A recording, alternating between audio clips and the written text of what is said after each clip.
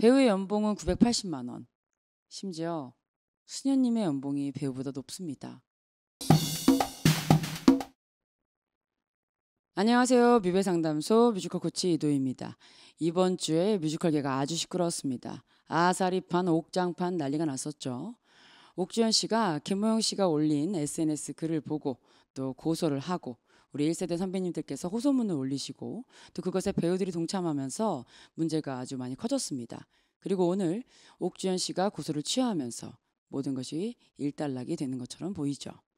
하지만 우리 뮤지컬계가 이번 일로 한 단계 도약하기 위해서는 단지 배우와 배우 사이의 문제가 아니라 또 제작사와 배우 사이의 문제가 아니라 구조적인 문제들을 갖고 있다는 것을 인정하고 또 이것에 대해서 정확히 짚어주는 그런 영상들이 필요하다고 느껴서 이렇게 영상을 제작하게 되었습니다. 왜 우리는 이런 문제를 갖게 되었을까요? 정말 이런 문제밖에 없을까요? 한번 그 배경에 대해서 알아보도록 하겠습니다. 뮤지컬을 공부하시는 분들이라면 또 뮤지컬을 사랑하시는 분들이라면 영상을 꼭 지켜봐 주셨으면 좋겠습니다. 누가 잘못한 걸까요? 누가 잘한 걸까요? 우리는 왜 이렇게 마음들이 상했을까요?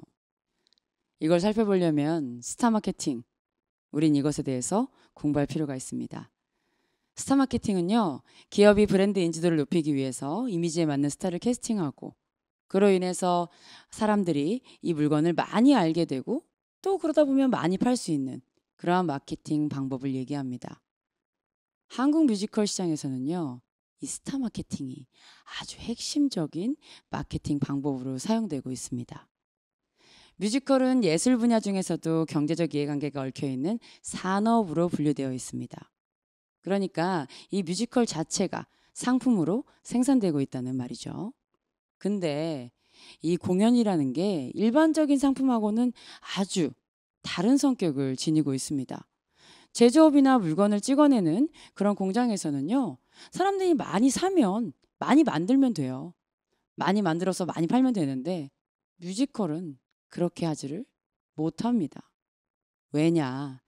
우리 배우들의 이 실현자들의 노동이 무대화되고 상품이 되고 또 실시간이라는 형태로 공연되기 때문에 인적 자원, 즉 배우에 대한 의존도가 절대적으로 높다는 거죠. 그러다 보니까 인건비 비중도 제작비 안에서 굉장히 클 수밖에 없습니다.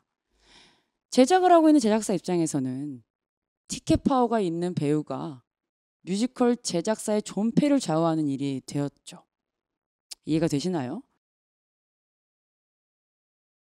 좀 더 쉽게 말하면 우리 시장 자체가 스타들에 대한 의존도가 높다 보니까 앞선 논란들에서도 스타들이 의도가 있었든 없었든 그들에게 의존도가 높은 이 시장에서는 어떻게든 일어날 수밖에 없는 현상이라는 거죠.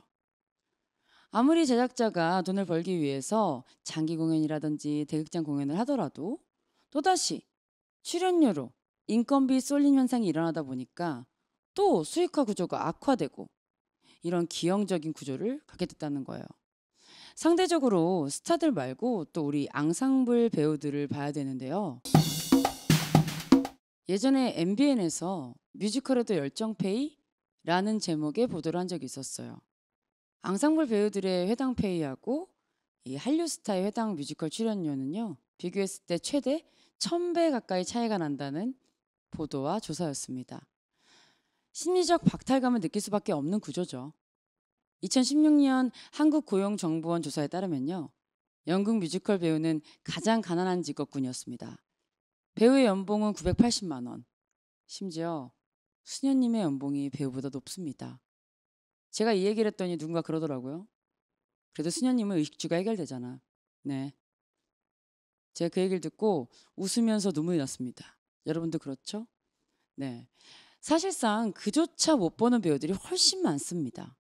오래된 연구를 갖고 왔지만 2022년이 되었다고 크게 달라졌을까요? 오히려 코로나 사태 이후에 더 힘든 시기를 보내고 있을지도 모릅니다.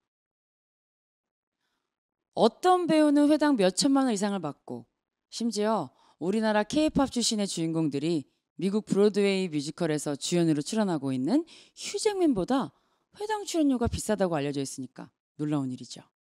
휴잭맨 역시 연극 스테디레인에서 주당 1억 3,400만 원을 받았습니다.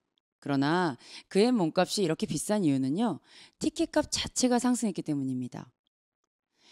브로드웨이에서는 2년에 한 번씩 배우 노조와 제작자 협회가 만나서 최저임금을 결정합니다.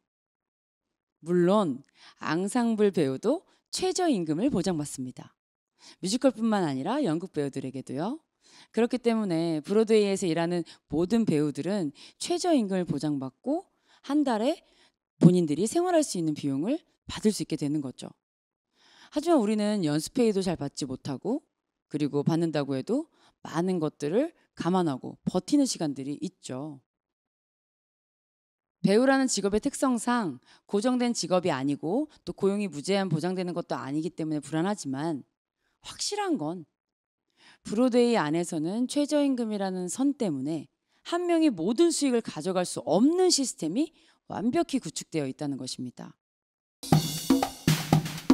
이렇게 최저임금을 보장받는 브로드웨이하고는 다르게 우리나라는 주연 배우와 조연 배우, 앙상블 배우들 간의 격차가 점점 심해지고 있습니다. 이건 정말 심각한 문제예요. 더 슬픈 건 뭔지 아세요? 연예인을 통한 스타 마케팅을 하다 보니까 몇천 명씩 지원하는 뮤지컬 오디션을 힘겹게 통과해서 12명, 15명 그 안에 겨우겨우 들어가서 앙상블 배우를 하더라도요. 조연을 거쳐서 차근차근 주연으로까지 성장할 기회가 그런 기회조차 얻기가 힘들어졌죠. 바닥에서부터 주연까지 차곡차곡 올라갈 사다리가 점점 사라지고 있는 겁니다. 사실 정말 바닥부터 배우들을 키워가고 있는 뮤지컬 코치로서 이번 사건을 바라보면서 또 이런 일이 만들어지게 된 스타 마케팅을 설명하다 보니까 단지 내가 좋아하는 일을 한다는 이유로 최저임금도 보장 못 받고 이러한 이 구조가 우리 이 시장에 있다는 것을 꼭 돌아보는 계기가 되었으면 좋겠다. 이런 생각을 했습니다. 다른 직업들도 다 좋아서 하는 걸 텐데 뭐 싫어서 교사 되고 싫어서 의사 된 사람 있을까요?